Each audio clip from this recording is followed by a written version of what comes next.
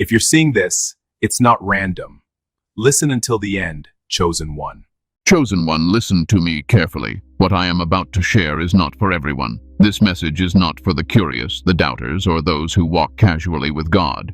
This message is only for those who truly walk the divine path, those who carry a calling, those who feel the weight of God's purpose on their soul.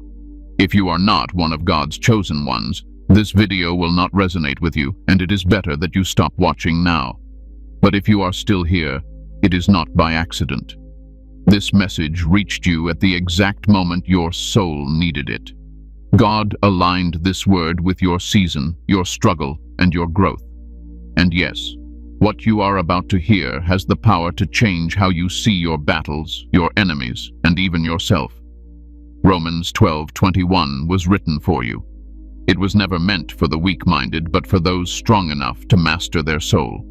You are not called to be consumed by evil, but to overcome it from a higher place, with spiritual authority. Stay with me till the end, because what I will reveal today will bring clarity, peace, and strength you didn't know you still had. Before we continue, chosen ones, like this video, subscribe to the channel if you haven't already. Turn on the bell icon, share this message with other chosen ones, and comment 777 to declare that you are aligned with God's guidance and ready to walk in spiritual authority.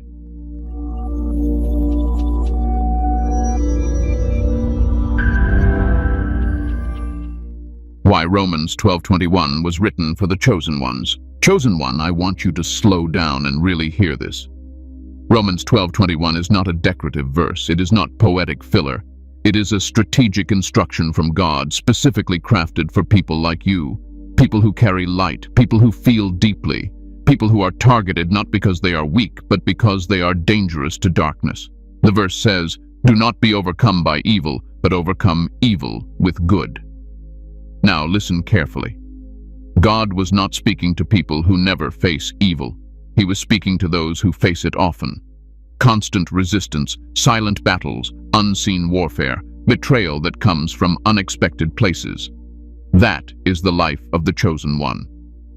Ordinary people don't need this instruction because they are rarely attacked at the level you are. You see, chosen ones don't just exist. They disrupt. Your presence challenges systems, attitudes, and hidden intentions. And because of that, evil does not ignore you. Evil studies you. It waits for moments of weakness, exhaustion, emotional vulnerability. That is why God did not tell you to fight evil with evil. He told you how to outgrow it. This verse was not written to make you passive. It was written to make you untouchable.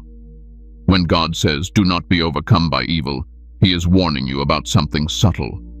Evil doesn't always try to destroy you directly. Sometimes it tries to turn you into itself.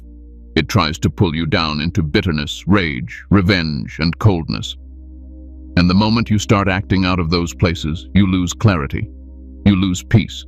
You lose alignment. That is how evil wins battles it could never win by force.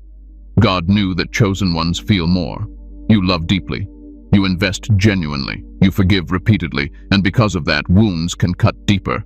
So God gave you a higher law, not to suppress your emotions, but to govern them. Overcoming evil with good does not mean allowing abuse. It does not mean staying silent forever. It does not mean pretending nothing hurts.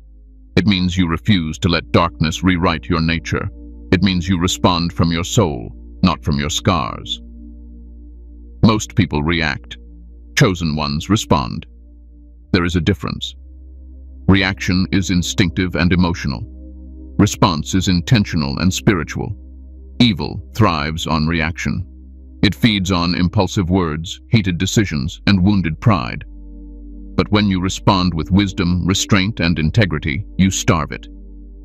That is why this verse was written for you and not for everyone else. Because you are being trained for elevation, and elevation requires emotional mastery. Let me tell you something most people will never understand. God does not promote people who cannot control themselves under pressure. He prepares them first. And pressure is the classroom. Conflict is the lesson. Opposition is the examination. Every time you choose not to become what hurt you, you pass a test. Romans 12:21 is God saying, "I know what they did. I know what they said. I know how unfair it was. But I also know what I placed inside you. And if you protect that, nothing outside of you can defeat you. Chosen One, this verse is not about being nice. It is about being powerful in a way the world does not recognize. It is about spiritual intelligence. It is about understanding that your soul is more valuable than your pride, and your peace is more important than proving a point. When you overcome evil with good, you are not losing. You are rising above the battlefield entirely. You are stepping into a dimension where God handles what you no longer need to touch. And this is why this message matters right now. Because you may be standing at a moment where reacting feels justified, where defending yourself feels necessary, where returning the same energy feels tempting. But God is calling you higher. Not because you are weak, but because you are chosen. Chosen One, let me add this carefully, because this part will settle something inside your spirit. When God gave this instruction, He was also protecting your future. You may not see it now, but every time you choose restraint over retaliation, you are preserving doors that anger would have slammed shut. You are protecting relationships, opportunities, and callings you have not yet stepped into. Evil does not just want to hurt you today. It wants to disqualify you tomorrow. That is why some situations feel so emotionally charged. That is why certain people seem to know exactly how to press your buttons. It is not coincidence. It is strategy. The enemy wants you tired, reactive, and spiritually off balance, because a chosen one who loses inner alignment becomes distracted from their true assignment. God's way always looks slower at first, but it moves further. While others burn bridges in moments of emotion, you are being taught how to walk across waters without sinking. This is not about suppressing your voice. It is about choosing the right moment, the right tone, and the right authority. Silence, when guided by wisdom, speaks louder than arguments ever could. I want you to understand this deeply. When you walk away with peace intact, you are not running. You are reigning. You are showing that your soul is not available for manipulation, and that alone terrifies darkness. So if you've been feeling tired of always being the bigger person, hear me clearly. God sees it, heaven records it, and nothing you surrender in obedience is ever lost. It is stored, multiplied, and returned in a form that does not cost you your soul. This is why Romans 12:21 is not just scripture, it is armor. The difference between fighting evil and overcoming it. Chosen One, this is where many people get confused, and this is where many lose battles they were never meant to fight in the first place. Fighting evil and overcoming evil are not the same thing. They may look similar on the surface, but spiritually, they are worlds apart. When you fight evil, you engage it on its level. You enter its emotional terrain. You respond with the same intensity, the same tone, the same heat. Fighting is loud. Fighting is reactive. Fighting drains you. And here is the truth most people don't want to hear. Evil is very good at fighting. It has been doing it for a long time. But overcoming evil is different. Overcoming does not mean you deny the pain. It means you refuse to let the pain decide who you become. Overcoming is quiet strength. It is composure under pressure. It is restraint when retaliation feels justified. And make no mistake, this takes far more power than lashing out ever will. Evil wants engagement. It wants reaction. It wants you emotionally invested in proving, defending, explaining, and correcting. Because the moment you do that, your peace becomes collateral damage. Your clarity becomes compromised. Your spiritual authority weakens. Let me say this plainly. Not every attack is meant to be answered. Some are meant to be outgrown. Chosen ones are often misunderstood because they don't respond the way others expect. People think silence means weakness. They think calm means indifference. They think restraint means fear. But what they don't see is the inner discipline it takes to remain steady while being provoked. When someone wrongs you, the natural impulse is to correct them immediately, to defend your name, to set the record straight, and sometimes correction is necessary, But reacting from emotion is not correction, it is exposure. It exposes your wounds, it exposes your triggers, it tells the enemy exactly where to strike next. Overcoming evil requires you to pause long enough to ask a higher question. Not, how do I win this argument? But, how do I preserve my soul? This is where chosen ones are different. You are not trained to win arguments. You are trained to protect alignment. You are trained to remain anchored when chaos tries to pull you into its current. Think about this. Evil does not need to defeat you physically if it can destabilize you emotionally. It does not need to silence you if it can exhaust you. And it does not need to overpower you if it can provoke you into self-sabotage. That is why so many battles feel personal. That is why the words cut deep. That is why the betrayal hurts more than expected. Because the attack is not just against you. It is against what you carry. When you fight evil emotionally, you carry it home with you. You replay conversations, you imagine comebacks, you lose sleep. Your body stays tense, your spirit stays unsettled. That is how evil lingers. But when you overcome evil spiritually, you leave it where it belongs, outside of you. Overcoming does not mean pretending it didn't happen. It means you refuse to let it live rent-free in your mind. It means you process the pain without poisoning your spirit. It means you acknowledge the wound without becoming bitter. Here is something I learned long ago. Evil is loud because it is insecure. It needs validation, it needs reaction, it needs to feel seen. But goodness, when rooted in strength, does not announce itself. It stands firm and lets truth expose what needs no explanation. Chosen one, some of the strongest moments in your life will be the ones no one applauds. The moments you didn't clap back. The moments you didn't explain yourself. The moments you walked away with dignity instead of winning the room. The world teaches you to match energy. God teaches you to master it. Matching energy keeps you in cycles. Mastering energy breaks them. Overcoming evil with good does not mean you tolerate disrespect forever. It means you choose when and how to respond. It means you don't let wounded people decide your character. It means you understand that timing is part of wisdom. There is a reason Jesus remained silent before certain accusations, not because he had nothing to say, but because not every audience deserves your truth. Silence can be a form of discernment. It protects sacred things from careless hands.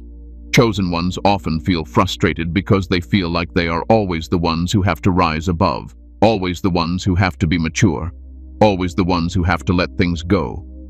And that can feel unfair. But here is the reality. You are not being punished. You are being refined.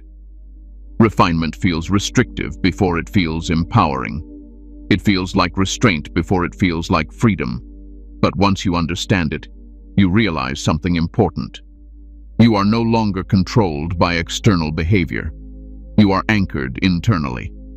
And that is power. Evil wants you emotionally predictable. It wants to know that if it pushes this button, you will explode. If it says this phrase, you will collapse. If it accuses you this way, you will rush to defend yourself. But when you overcome evil, you become unpredictable to darkness. Calm where chaos is expected. Grace where retaliation is assumed. Silence where noise is demanded. This confuses the enemy. And confusion is the beginning of defeat. Chosen one, do not underestimate the power of composure. Do not underestimate the authority of peace. When you remain grounded, you shift the atmosphere. When you refuse to engage in chaos, you expose it. People often reveal their intentions when you don't react the way they want. Their frustration grows. Their masks slip. Their motives surface. And you see clearly why God told you to rise above instead of striking back. Fighting evil keeps you locked in the moment. Overcoming evil positions you for the future. God is not preparing you to survive conflict. He is preparing you to lead beyond it. That is why some battles feel repetitive. Because the lesson is not about the other person. It is about you learning when to step back, when to stay still, and when to let God step in. When you fight, you get tired. When you overcome, you get free. And freedom is always the goal. So the next time you feel that urge to react, pause, breathe. Ask yourself one simple question: is this worth the cost of my peace? Most of the time, the answer will guide you into silence, wisdom, and strength. And that, chosen one, is how you overcome evil without ever becoming it. Chosen one, let me take this deeper, because this is where true understanding begins to settle in your spirit. There is a hidden cost to constantly fighting. It slowly reshapes your inner world. You may win the argument, but you lose softness. You may prove your point, but you harden your heart. And over time, you start becoming vigilant, guarded, and reactive, even when no threat is present. That is not strength. That is survival mode. And God did not call you to merely survive. He called you to live free. Overcoming evil protects your tenderness. It protects your ability to feel, to love, to trust God, even after disappointment. Chosen ones often think they must toughen up to endure the world, but what God actually does is teach you how to remain gentle without being fragile. That balance is sacred. When you fight evil repeatedly, your nervous system stays activated, your mind stays on alert, your body never fully rests. But when you overcome evil, your system learns safety again. Peace returns. Clarity returns. Sleep becomes deeper.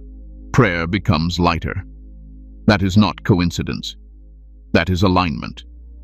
And here is something most people never realize.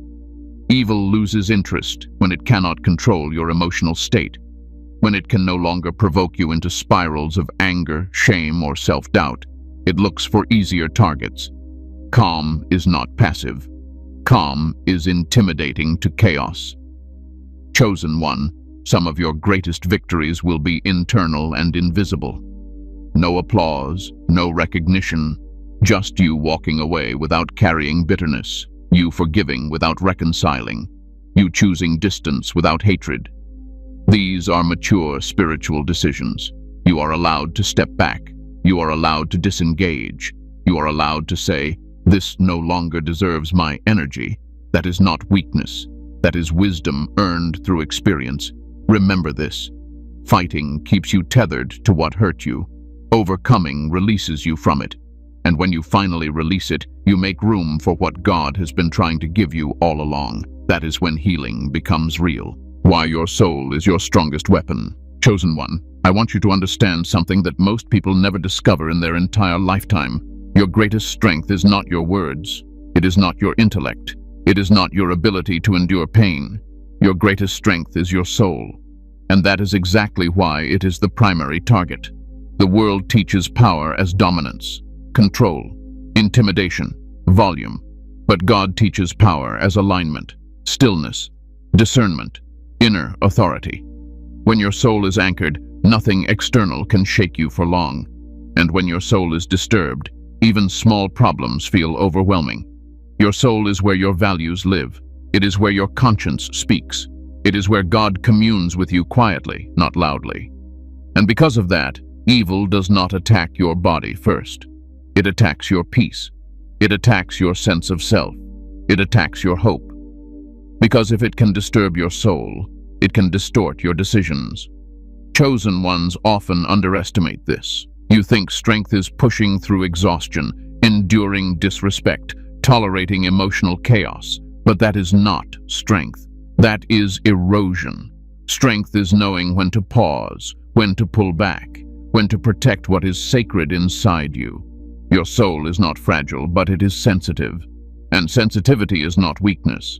Sensitivity is perception. It allows you to sense shifts, intentions, and atmospheres before words are spoken. That is why chosen ones often feel things before they understand them. That is why you sense tension, dishonesty, or danger, even when everything looks calm on the surface. That awareness is a gift, but only if you learn how to protect it. When you let anger dominate your soul, discernment fades. When bitterness takes root, clarity blurs. When resentment settles in, compassion dries up.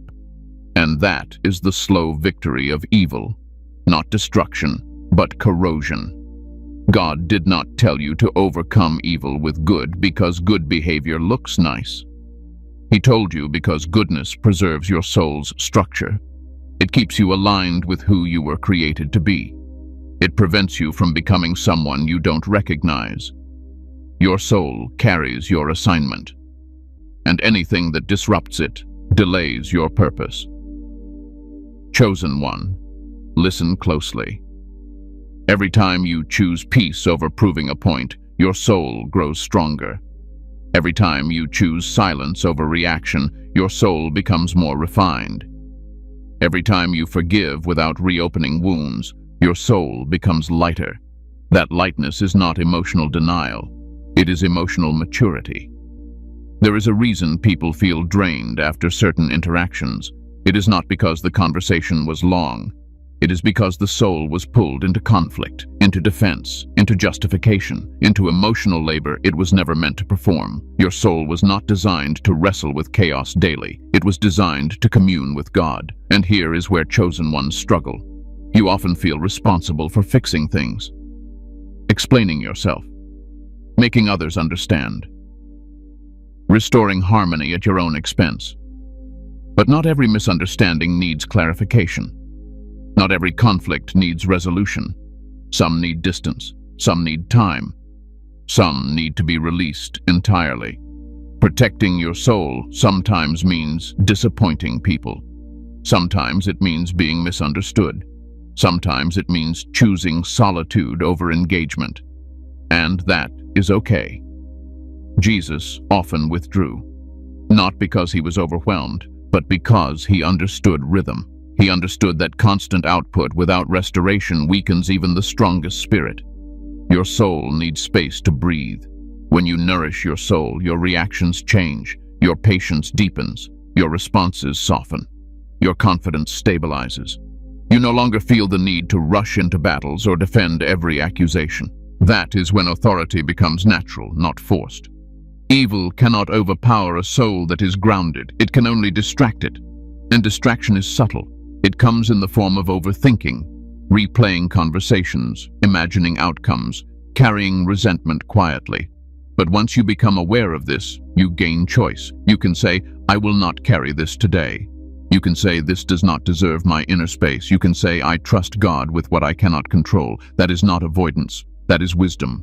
Chosen one, your soul responds to how you treat it. When you neglect it, it becomes tired. When you overload it, it becomes anxious. When you protect it, it becomes resilient. Prayer strengthens the soul. Stillness calms it. Gratitude softens it. Truth anchors it. And the more anchored your soul becomes, the less reactive you are. The less reactive you are, the less influence evil has over you. This is why some people seem unbothered even in chaos. It is not because they don't care. It is because they have learned where their power resides. Your soul is not meant to absorb every blow. It is meant to guide your response. And when you live this way, something shifts. Situations that once triggered you lose their grip. People who once drained you lose access. Conflicts that once consumed you become background noise. Not because the world changed, but because you did. That is spiritual growth. Chosen one, guarding your soul is not selfish. It is stewardship. God entrusted you with it for a reason. And when you honor that trust, you move differently. You speak differently. You respond differently. And that difference is felt. Your soul is not just your strength. It is your shield. How evil tries to pull you down to its level. Chosen one, now we speak about awareness. Because once you understand how evil operates, you stop taking things so personally. You stop internalizing attacks that were never about you to begin with. And most importantly, you stop falling into traps that were designed to drain your spirit. Evil rarely comes announcing itself.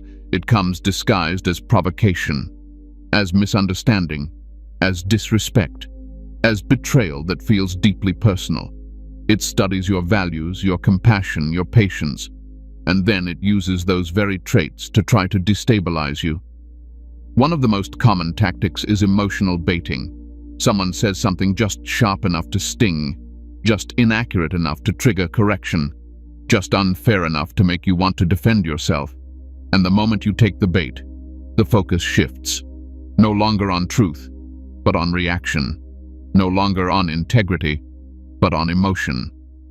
Evil wants to drag you into the mud because it knows you shine on higher ground. Chosen ones often ask, why does this keep happening to me? Why am I always misunderstood? Why do people project their issues onto me? The answer is simple and uncomfortable. Your presence exposes what others are trying to hide from themselves, and exposure creates discomfort. When people are uncomfortable, they often lash out. They accuse, they criticize, they distort. Not because you are wrong, but because your alignment reminds them of their own disconnection. Evil uses projection very effectively. People place their unresolved wounds, insecurities, and fears onto you. And if you are not careful, you start carrying weight that was never yours to hold. Another tactic is urgency. Evil wants immediate response. It wants you to speak before you think, decide before you discern, act before you pray. Because speed bypasses wisdom. Slowness invites clarity. That is why chosen ones must learn to pause. There is power in delay. There is protection in silence. There is wisdom in waiting until emotions settle before responding. Not everything needs an immediate answer. Some things reveal their truth with time. Evil also tries to isolate you emotionally. It whispers lies like, no one understands you. You're always alone in this. You have to handle everything yourself. And if you believe that, you withdraw in a way that disconnects you from support, prayer, and perspective. Isolation weakens discernment. Chosen one, you were never meant to walk alone. Even Jesus had moments where he brought others close. Not everyone, but a trusted few. Discernment is not about shutting everyone out. It is about knowing who has access to your inner world. Another trap is repetition. The same conflict, the same type of person, the same emotional pattern. Evil repeats what works until you become aware of it. And once you see the pattern, you gain the power to break it. Patterns reveal lessons. Ask yourself, what is this situation trying to teach me about boundaries, patience, or self-respect? Often, the lesson is not about changing others, but about strengthening yourself. Evil also uses guilt. It convinces you that choosing peace is selfish, that setting boundaries is unloving, that walking away is abandonment. But that is a lie. You cannot pour from an empty soul. You cannot heal others by harming yourself. Love without boundaries becomes self-neglect. Chosen ones are compassionate, but compassion without wisdom leads to exhaustion. God never asked you to sacrifice your soul to prove your faith. He asked you to guard it. Another subtle tactic is comparison. Evil points to others who retaliate and seem to get away with it, others who speak harshly and are applauded, others who act without restraint and appear successful, and it whispers, "See, your way doesn't work." But what you don't see is the cost they pay privately. The unrest, the instability, the inner chaos, the spiritual emptiness. Your path is different because your calling is different. Evil also uses familiarity. Attacks often come from people you trust, people you opened up to, people you expected support from. That hurts deeply. But understand this: familiarity gives access, not authority. Someone knowing your story does not give them permission to rewrite it. Betrayal is painful, but it is also revealing. It shows you who can walk with you into your next season and who cannot. And here is one of the most important things to understand. Evil wants you to become emotionally predictable.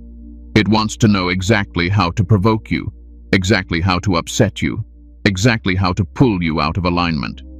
But once you become aware of your triggers, you gain choice. You can respond differently. You can step back. You can protect your energy.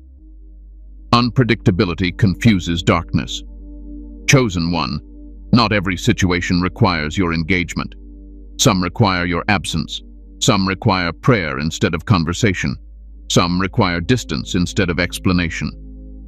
You do not owe everyone access to your emotional world, and this is where maturity shows, not in how loudly you speak, but in how wisely you choose when to speak. Evil grows frustrated when it cannot provoke you. when it cannot rush you, when it cannot guilt you, when it cannot isolate you, and that frustration often causes it to reveal itself more clearly. Silence often exposes what arguments never could. You are not responsible for managing other people's emotions. You are responsible for stewarding your own soul. And when you do that, you stop being pulled into cycles that drain you. Chosen one, awareness is the beginning of freedom. When you see the tactics, you stop internalizing the attacks. You stop questioning your worth. You stop replaying conversations endlessly. You realize something powerful. This was never about you losing control. It was about you learning mastery. And mastery always elevates you above the battlefield. That is how you stay rooted. That is how you stay clear. That is how you overcome evil without letting it shape you. And once you understand this, you move differently, calmly, confidently, anchored. Chosen one. Let me add this layer because this is where many finally gain peace. Evil is patient, but it is not wise. It repeats itself because it does not evolve. And once you stop reacting the same way, its influence weakens. That is why growth often comes with a sense of disappointment at first. You realize how predictable certain behaviors are, how shallow certain conflicts feel, and how much energy you used to give away without realizing it. There will be moments when you feel tempted to explain yourself one last time, to clarify your intentions, to defend your heart. But understand this. People committed to misunderstanding you will never be satisfied with your explanation. Their issue is not confusion. It is resistance. And that realization brings freedom. You stop arguing with projections. You stop carrying accusations that don't belong to you. You stop trying to heal people who are not willing to heal themselves. That is not cruelty. That is discernment. Chosen one, emotional maturity often feels lonely at first. Not because you are isolated, but because fewer people can meet you where you now stand. And that is okay. Growth naturally changes your circles. When you stop feeding chaos, chaos starves. And when chaos starves, peace grows. So if you feel lighter lately, even after walking away from difficult situations, that is confirmation. Your soul is adjusting to freedom. Trust it. Practical guidance, how to overcome evil daily without losing your peace. Chosen one, now we move from understanding into practice. Wisdom that stays in the mind helps a little. Wisdom that enters daily life changes everything. Overcoming evil is not a single dramatic moment. It is a quiet, consistent way of living. And the good news is this: you don't need to become someone else to do it. You only need to become more rooted in who God already made you to be. The first practice is inner alignment before outer reaction. When something upsets you, do not rush to respond. Pause, breathe. Ask yourself, what is this stirring inside me right now? Anger, fear, disappointment, pride, hurt. Naming the emotion disarms it. Unnamed emotions control you. Named emotions inform you. This pause creates space for wisdom to enter before words leave your mouth. Prayer does not always need to be long or dramatic. Sometimes it is a quiet sentence in your spirit. God, guide my response. God, guard my heart. God, help me see clearly. These small moments of connection recalibrate your soul throughout the day. You don't have to wait until nightfall to release the weight you picked up in the afternoon. The second practice is choosing distance without bitterness. Distance is not punishment. It is protection. Not everyone deserves continued access to your emotional world. And that does not make you cold. It makes you discerning. When interactions consistently leave you drained, confused, or unsettled, pay attention. Your soul is communicating something important. You are allowed to limit conversations. You are allowed to step back. You are allowed to say less. Silence is not avoidance when it comes from clarity. It is self-respect. Another daily practice is guarding your thoughts. Evil rarely enters through events alone. It enters through interpretation, through replaying moments, through imagining outcomes that have not happened. When you catch your mind looping, gently interrupt it. Say, I will not carry this twice. Once was enough. Redirect your focus. Ground yourself in what is real and present. Gratitude is a powerful stabilizer. Not forced positivity, but intentional acknowledgement. Thank God for peace returning. Thank God for protection you didn't see. Thank God for strength that showed up quietly. Gratitude anchors your soul in abundance instead of threat. Chosen one, learn to bless without bonding. You can wish someone well without keeping them close. You can forgive without reopening doors. Forgiveness releases you. Boundaries preserve you. Both can exist at the same time. Another essential practice is rest. Not just physical rest, but emotional rest. Stop carrying conversations that are over. Stop revisiting decisions you already made with wisdom. Stop questioning yourself when you acted with integrity. Trust that God corrects what needs correction without your constant involvement. Pay attention to your body. Tension is often a signal that something needs release. Stretch, walk, breathe deeply. Your body holds what your words don't express. Caring for it is spiritual stewardship. Daily overcoming also means choosing what you consume. Words, media, conversations. Protect your inner atmosphere. What you allow in shapes how you respond out.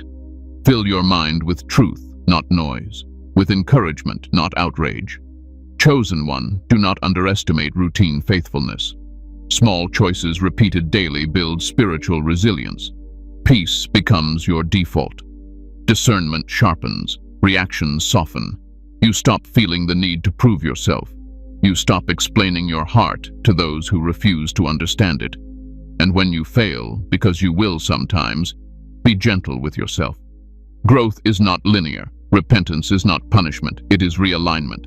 God does not shame you back into peace. He invites you. Every day is another opportunity to choose who you will be when challenged. And each choice shapes the strength of your soul. This is how you overcome evil daily. Not by force, not by fear, but by faithful alignment. And over time, peace becomes not something you chase, but something you carry. Chosen one, let me expand this, because daily practice is where transformation truly settles into your life. One of the most overlooked disciplines is learning when to disengage internally, even if you must remain present externally. You may still work with certain people. You may still interact in unavoidable spaces. But emotional disengagement does not require physical absence. It requires clarity. You stop seeking validation from those who cannot give it. You stop expecting fairness from those who operate in broken patterns. This shift alone restores immense peace. Another daily practice is speaking life over yourself before the world speaks over you. Begin your day by reminding your soul who you are before opinions, conflicts, or demands try to define you. Say it quietly if you must. I am guided. I am protected. I am aligned. I do not need to rush. When your inner voice is anchored in truth, external voices lose their power. Chosen one, learn the discipline of delayed response. Not every message needs an immediate reply. Not every confrontation needs instant resolution. Delayed response is not avoidance when it comes from discernment. It allows emotions to settle and truth to surface. Many conflicts dissolve on their own when you stop feeding them. Another powerful practice is releasing the need to control outcomes. Overcoming evil does not mean you manage how everyone behaves. It means you trust God with what you cannot regulate. Control exhausts the soul. Trust restores it. When you say, God, I release this into your hands, you free yourself from mental labor that was never yours to carry. Pay attention to patterns of fatigue. When you are tired, hungry, or overwhelmed, reactions intensify. Build rhythms that support your nervous system. Sleep well, eat regularly, step outside. Stillness is not laziness. It is maintenance for spiritual clarity. Chosen ones often neglect joy, thinking seriousness equals holiness.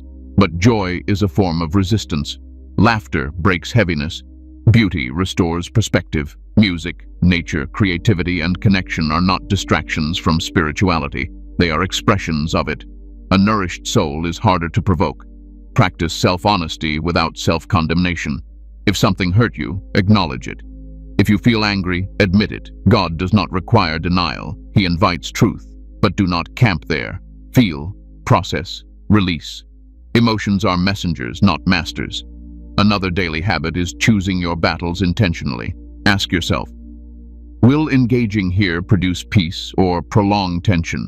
Will speaking now clarify or confuse? Wisdom is not knowing what to say, but knowing when silence speaks louder. Chosen one, make prayer conversational. Invite God into ordinary moments, while driving, while washing dishes, while walking. Spiritual alignment is sustained through ongoing connection, not occasional intensity. There will be days when you respond perfectly, and days when you don't. Do not let a single moment define your journey. Growth is measured in direction, not perfection. Each day you choose peace even once, you strengthen the pathway toward freedom. Finally, remember this.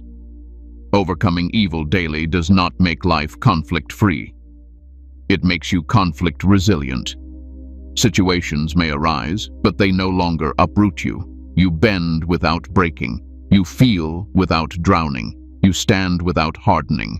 And slowly, quietly, your life begins to reflect something unmistakable. Stability, grace, authority. Not because the world became gentle, but because your soul became anchored. This is the fruit of daily alignment. What happens when you choose God's way instead of revenge? Chosen one. This is where faith becomes visible. This is where everything you've been practicing begins to produce fruit. Choosing God's way instead of revenge does not just change situations. It changes you. And once you change, your entire life responds differently. At first, choosing restraint may feel like loss. It may feel like silence where you wanted justice. It may feel like letting go when you wanted closure. But that feeling does not last. What replaces it is something far more powerful. Peace without regret. Strength without guilt. Clarity without chaos. When you choose God's way, you stop living from wounds and start living from wisdom. One of the first things that happens is internal calm. The constant mental noise quiets. You stop replaying conversations. You stop fantasizing about what you should have said. Your mind is no longer occupied with proving your worth or correcting false narratives. And that mental space creates room for something sacred. God's voice becomes clearer. Revenge keeps you emotionally tied to the past. God's way releases you into the present. Another shift happens in how people respond to you. Some will become uncomfortable. Others will grow distant. Not because you did something wrong, but because your calm exposes their chaos. Your restraint highlights their lack of control. And while some will resist this, others will respect it deeply. You gain quiet authority. People may not understand your silence, but they feel your stability. They sense that you are no longer easily manipulated, that you no longer chase validation, that you no longer react on impulse, and that changes how they approach you. When you choose God's way, God steps into battles you step out of. This is something chosen ones must understand clearly. God does not compete with your ego. He intervenes where surrender creates space. When you release the need to retaliate, justify, or defend at all costs, you invite divine justice to operate without obstruction. And divine justice is precise. It is timely. It does not require your involvement. You may not see it immediately, but situations shift. Truth surfaces, intentions are revealed, and outcomes align in ways you could not have engineered yourself. Another powerful result is emotional maturity. You stop reacting like who you were and start responding like who you are becoming. Triggers lose their grip. Old wounds stop controlling present decisions. You begin to recognize emotional patterns before they spiral. This is not suppression. This is integration. You still feel. You still care. But you are no longer ruled by impulse. Choosing God's way also accelerates your growth. Lessons that once took years to learn settle in quickly. Discernment sharpens. Boundaries strengthen. You trust yourself more because you are aligned with truth, not emotion. And here is something deeply comforting. When you choose peace, you do not lose yourself. You find yourself. Many chosen ones fear that if they don't fight back, they will disappear, that their voice will be silenced, that their needs will be ignored. But the opposite happens. You become more visible, not less, because you are no longer diluted by chaos. Your presence becomes grounded, your words carry weight, your decisions reflect confidence. God's way also restores your joy. Revenge feels powerful for a moment, but it leaves residue. God's way feels uncomfortable at first, but it leaves peace. And peace is sustainable. Joy returns quietly. Laughter feels lighter. Rest feels deeper. Prayer feels more natural. You stop bracing for impact because your nervous system learns safety again. This is healing. Another shift is trust. You begin to trust God with outcomes instead of trying to control them. And that trust frees you from constant vigilance. You no longer feel responsible for correcting every wrong or managing every perception. You understand something profound. Not everything requires your response. Not everyone deserves your explanation. Not every injustice needs your involvement. God handles what you release. And when you release it, you free yourself from bitterness, resentment, and spiritual exhaustion. You no longer carry emotional weight that does not belong to you. Chosen one, choosing God's way does not mean people will suddenly treat you better. It means their behavior no longer determines your peace. And that is freedom. Over time, you notice that your life becomes less reactive and more intentional. You make decisions from clarity, not pressure. You speak from conviction, not defense. You move forward without dragging the past behind you. Opportunities align. Relationships shift.